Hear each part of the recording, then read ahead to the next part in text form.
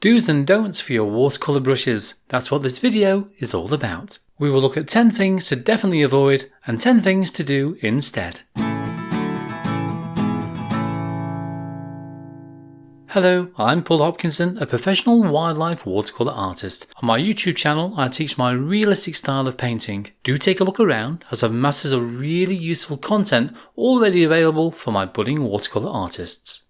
Watercolour brushes are clearly a very important part of your kit, and looking after them and using them appropriately will extend their lifespan and could even improve your paintings. So let's get straight to the first thing that you need to avoid doing at all times.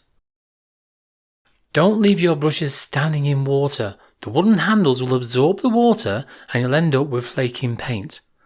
The glue can also become softened within that metal ferrule, resulting in subsequent loss of bristles as well. Aside from all of this, the weight of the brush pushing down on the bristles can cause them to become misshapen. Do keep your brushes upside down in a rack or lay them flat instead and allow them to dry between uses. Don't store your brushes dry on their bristles. The effect will be the same as leaving them standing in water and the bristles will become bent and splayed out. Do take some time to reshape the tip so that it dries to a point and store your nicely dried brushes with the bristles pointing upwards, or just simply lay it down flat on a work surface. Now the other alternative is a brush roll, or even like in my case a brush case, but ensure that it's the right length for the brushes so that the bristles don't become crushed or damaged within that roll. Don't travel with your brushes without protecting them first. Just throwing them in a bag or a box with your paints can easily result in damaged bristles as well. Do keep the plastic covers that come with those new brushes and ensure that these are securely on your brushes before they are placed in a box, bag, brush roll or carry case. Don't dunk your brushes deep into that water pot when you rinse them off. It's just the same as leaving it in a water pot for long periods of time. The wood will take up the water and then the glue within the ferrule can become loosened and the paint or varnish on that handle is likely then to chip. Do just tip the bristles and part of the metal ferrule into the pot to rinse it off. And if you find this difficult, lowering the level of the water in your pot or using a shallower one can help. Then you simply won't be able to wet the wood for any length of time. Don't just wash your brush out once within that water pot. The water quickly becomes tainted with pigment and you will quickly end up transferring pigment to either the paper surface or even your paints. Do work with either a split water pot or two separate pots of water instead.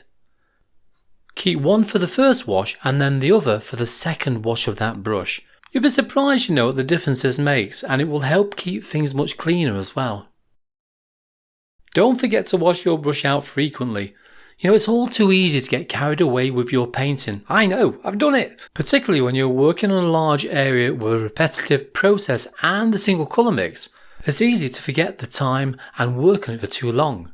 The pigment can become hardened within the metal ferrule and this is difficult to remove and will affect the way the bristles perform as well. Do wash your brush every few minutes. I forget to do it sometimes, I really do. It will reduce the build-up of pigment within the metal ferrule and will preserve the life of your brush. Don't try to paint with a brush with splayed bristles. You find the bristles won't work as you expect them to, and you'll become annoyed by this and it may spoil your work as well. Do try to repair splayed bristles to try and save it. Dipping it into hot water for a few seconds can be enough to encourage the bristles to straighten again. Then gently reshape them into a point, then leave the brush to dry in this shape as well. Don't try to use the same brush for everything. The different sizes and styles are available for a reason, and they will ensure that you don't ruin a small detail brush by using it for mixing your paints, don't do it, or applying a wash to a large area. Now using a brush that's too small for wetting the paper and applying a wash will not only wear your brush out, but will also end up with you fighting drying times, and it's not an efficient way of working over large areas. Likewise, using a brush with the wrong medium will often damage it. So don't use your watercolour brushes for oils, acrylics, or even, especially, applying masking fluid. Do build up a range of brushes that you find work for you, and save those old brushes for working with different mediums, especially masking fluid. I tend to have a small selection of brushes that I work with all the time, and these sizes are size 00, 1 or even a 2, 5 or a 6 or an 18, and even a mop brush.